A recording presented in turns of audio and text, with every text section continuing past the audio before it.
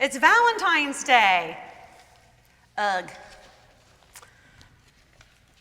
How is it that this day, which was intended as a day to celebrate love in the darkest and dreariest of seasons in the Northern Hemisphere, is often experienced as a day that picks at the scab of disappointment and heartache, of loss and loneliness? It seems like we've done what we always do. We've done with love what we always do, which is to diminish it. On Valentine's Day, instead of recognizing this gift of love by the one who is love, we have taken it and made it very pointed and very particular. The marketing world has capitalized on love and packaged it only to the extent of our spouse or our partner, our boyfriend or girlfriend, our children, maybe some extended family members, maybe even a friend. Yet every remembering of each of these particularities reminds us of the limits that we have put on love. On Valentine's Day, rather than remembering that we were created in love, and that love, God is love, and God is the subject of all things, we have turned love into something that originates with us.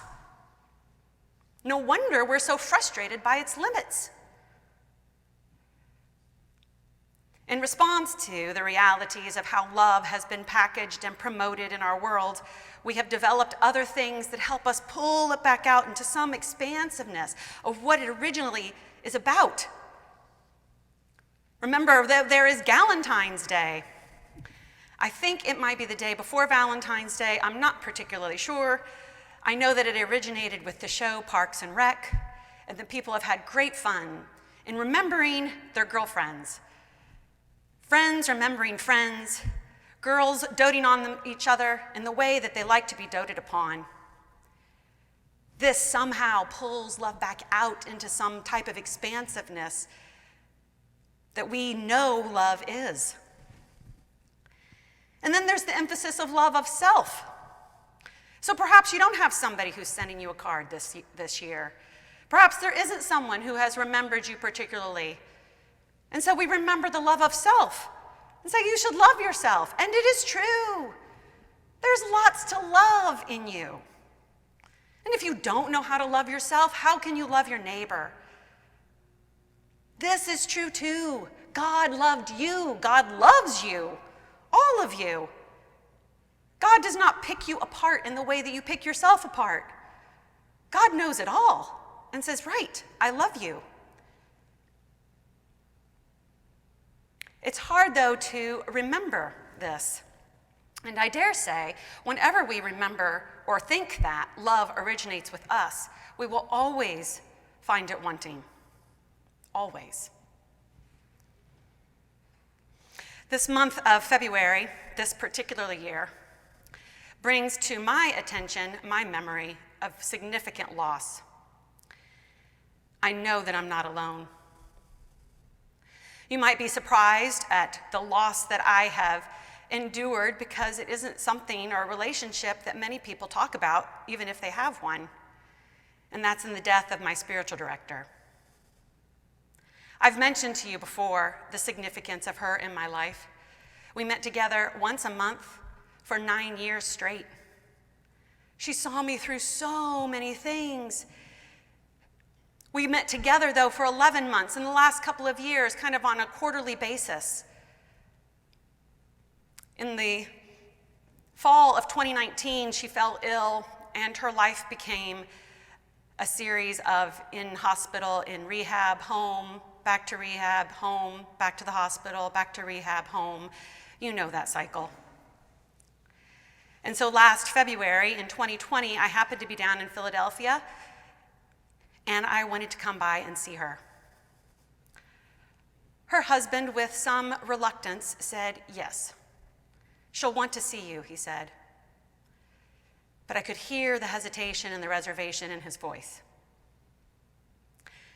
When I got to her home and I was ushered into the dining room where her hospital bed was and saw her face and her pleasant smile, I immediately started to cry.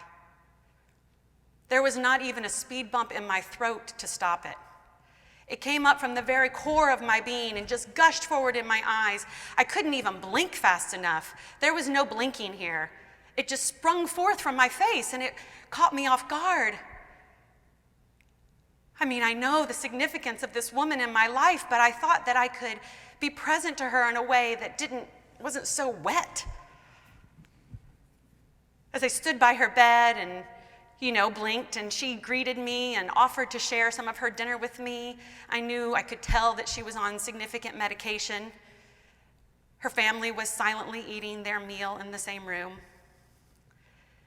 And I stammered, not really knowing what to say, because what do you say at a time like this? I went to make light of it. I was going to say, "Don't take this personally," as I found myself lacking Kleenexes and my sleeves were not big enough. And I caught myself and laughed and said to my spiritual director out loud, I said, "I was going to tell you not to take this personally, but you should totally take this personally. You changed my life. Because of you, I know what love is."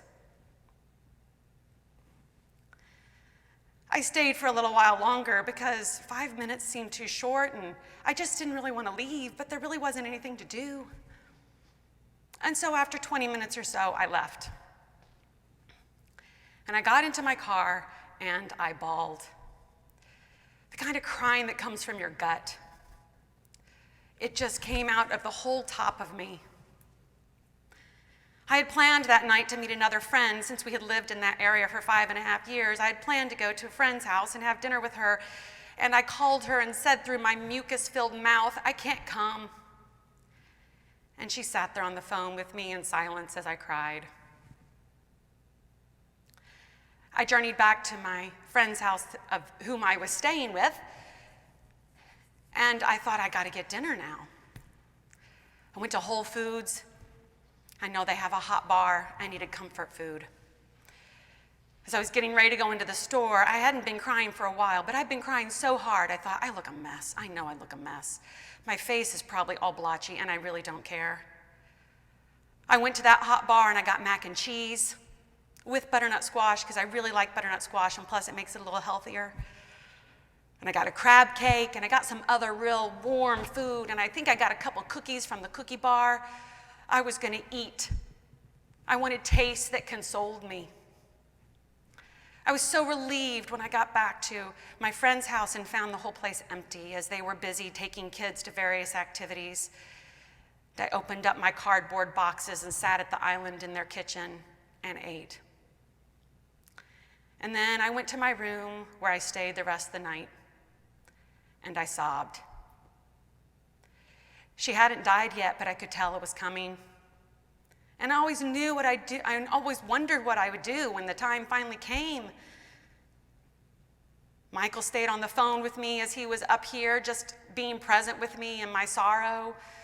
My friend popped her head in to sit with me in my room for a minute too, and I didn't care. As they were getting ready for bed and checking in on homework, I didn't care that they heard me wailing in the room. There was really nothing else to do. So let me tell you the significance of her in my life. My very first meeting with her, I arrived and I was looking for a spiritual director that could help me have a prayer life without being in charge of it. That's what I said to her. I want a prayer life and I don't want to be in charge of it. I'm in charge of a lot of praying. And I like praying, but I don't want to be in charge of it. And by that I meant I didn't want to have to decide, do I do this devotional or that devotional? Do I take 20 minutes or 30 minutes or 10 minutes? Is it in silence or is it with morning prayer? Is it at noonday? Maybe it's in the evening. Should I use one of the spiritual greats like Ignatius? I was tired. And Tina said to me, yes, you can have a prayer life without being in charge of it. My whole self lit up. I can? She said, yes. She said, when you come into your quiet time, ask God, what God's prayer is in you today, and wait. And so began our 11 years of relationship.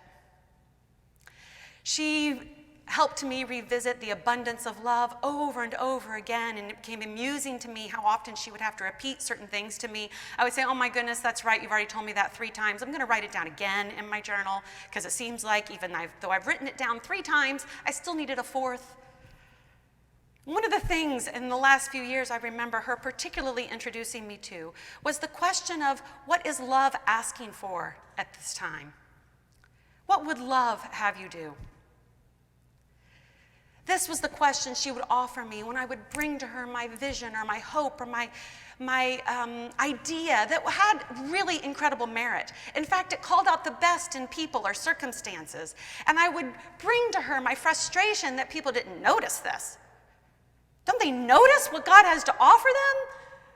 What can I do, I would say to her. What can I do that would help break this open for their discovery? And she said, that's the question to you, Whitney. What would love have you do? What is love asking of you in this moment? Oh my, that question reoriented me something fierce. It made evident my agenda and called me to toss it aside and to trust the moment at hand to God, who is love. And I loved this question because it reminded me of the pervasiveness of God. So often we think of God as up there or over there or particularly here or right over there. But love, we understand, is an expansiveness, and to use those words, a synonym for God. What is love asking of you right now? What would love have you do? That question always opened up some new discoveries. And so it is that we find ourselves, I think, in this gospel lesson this morning. Here it is that Peter, James, and John are there on the mountain. They witness the transfiguration. And then what do they want to do? Something glorious. Peter has an incredible idea. It's awesome. In fact, it just seems fitting and appropriate to make 3 tabernacles here to recognize Jesus and Elijah and Moses. This is important to know who Jesus is. And to know who Jesus is in the fullness of God's salvation history. It's a great idea, Peter. I think it's a really great idea. But Jesus calls Peter into following again and says, well, God says from the cloud, listen to him, my beloved. This is my son. You see, my friends, we can be given to the doctrine of Jesus rather than the spirit of Jesus. We only know Jesus through the Gospels, and so it is in being with the Gospels again and again that we get to know Jesus again and again, deeper and deeper. Just as Tina had to tell me things 3 and 4 times, the exact same thing, but somehow it was new in this new time in my life. And so I had to write it down again. Oh yeah, that's right, I forgot about that. So it is with the Gospels. So it is with encountering Jesus. Douglas John Hall, the theologian, writes in his book, The Cross and Our Context, that if we loved our spouses and children in the way that many of us say we love God, they would flee from us immediately. Consider that. Because think about how you love God. Many of us do, but without any dialectic. No yes or no. No familiarity with hate or with suffering or with darkness, but only light. But that, my friend, is not the love of the New Testament. Imagine if you said to your spouse or to your significant other, to your children, oh yeah, I know you because I saw your to-do list. Oh yeah, we don't have to talk because I reviewed your resume. Oh, I have an idea. I know about what's going on in your life. I Googled you. Oh yeah, I know what's happening. I saw your report card. What is there to talk about? Wouldn't that be absurd, my friends? We know what happens when we objectify another and we say, oh yeah, I see that. You know what, we have a picture of us as a family, so I understand how we are. See, we're all smiling and we're ironed. We match. No, my friends, we would think that was absurd. We know that probably someone was yelling 5 minutes before the photo was taken. We know how much wrestling had to be done about the way something fit, or insisting that they wear that shirt, or whatever it might be. There was probably some comment made to somebody about their hair, whether it was shaped right or cut right? The picture is a still moment, but that's not the relationship. God is love, Hall reminds us. Is love. It is God who is love, who defines what love is. God is the subject. And it is the cross of Jesus Christ, which is the apex of God's definition of love. Not being on the mountain with Elijah and Moses. In Hall's book, I have lots of underlines and stickies and notes in the margin, because one of the things he talks about is how frequently we misrepresent the people that we love. He says, consider how often you've misrepresented your spouse, your children, your family. Oh my gosh, that made me laugh out loud. There have been times when people have said to me, well, what's Michael think of that? And I'll say, you know what, I'm not sure. As soon as I'm gonna tell it, I can hear Michael beside me saying, nuh-uh. I only partly have it right, or I mostly have it right from 5 days ago, but you know what, things have changed. He probably should speak for himself. Oh my goodness, how we can misrepresent the people that we love, the people that we live with, the people that we intersect with time and again. And Hall says we weave graven images around them. And we do. We say, this is how I want to remember you. Only in this way. Only in this way. I took a picture and that's how I want to remember you. That's how I want you to be in my life. Not that messy way, not that stinky way, not that troublesome way or confusing way. This is just too much. And as Hall reminds us, when we define our family by this or that, or we define our friends by that moment or that moment, then we dismiss them in their fullness. And so it is with God. So it is with God.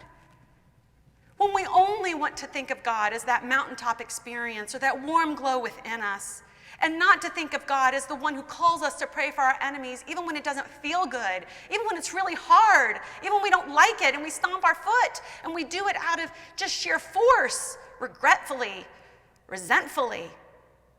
That too is God. God desires to be in relationship not as the graven image that we have created, but as the one who is love, the one who out of love made us for love for himself, made us to love one another. And so it is that Jesus says to the disciples, this on the mountain, this is not the apex of my love. No. You need to listen to me. Don't speak about this until after the resurrection. Because it is then that they will discover the apex of Jesus' love. Hall says a little later in his book, if one says that God reveals God's self supremely in a living person, that is Jesus, then the inherent and inviolable mystery of that person means that the revealing simply is simultaneously a concealing. Indeed, this should not be difficult for thinking persons to recognize, he says. For every human being who gives him or herself to us in love and trust is for us at the same time the most known and the least known. Have you discovered that this year when your whole life has been reoriented? You've spent more time with the people that you thought you knew only to discover you didn't know them as well as you thought? You've spent more time with yourself only to discover you didn't know yourself as well as you thought? These revelations are troubling. We could speed through life and build it in a way that reflected our vision of who we are and who we are in relationship to one another. And all that has gotten torn asunder this year. And we're faced with the other parts too. But God, who is love, says, I've always seen this part. I've always known this. I'm not afraid of you. Please, bring yourself to me. We can be freaked out by this, we can then discover the idolatries that we've created are falling apart. The glimmer of how this world was is no longer so shiny. You can see that the patina has rubbed off, and we say, oh no, is that what this has always been? Paul talks about this as the God of this world that prevents people from seeing who Jesus is. The idolatries that we've established for how it is we think God should be or ought to be. And the question then becomes to us, what if you actually met Jesus? Paul wonders if you would let go and receive God who is love. How might your life be changed into something more expansive, more fruitful, more reconciling, more restorative, more solid, more liberating? Faith is essential, Hall reminds us, because the more we talk about who Christ is, the more our limitations of understanding show up. The more we talk about who Christ is, the more we discover what we don't know. And so faith is essential. Hall goes on to say, Jesus the Christ, the supreme revealer of God, according to Christian faith, confronts us with questions. And the Spirit of the Lord that proceedeth from the Father and the Son continues to unsettle our answers. And we are brought again and again into the presence of the one who asks us questions, the one who is for us and before us, an unanswerable and living question. Love. What is love asking for? What would love have you do? These are the questions we are given in Jesus, the one who showed us God's answer and invites us to follow him. Amen.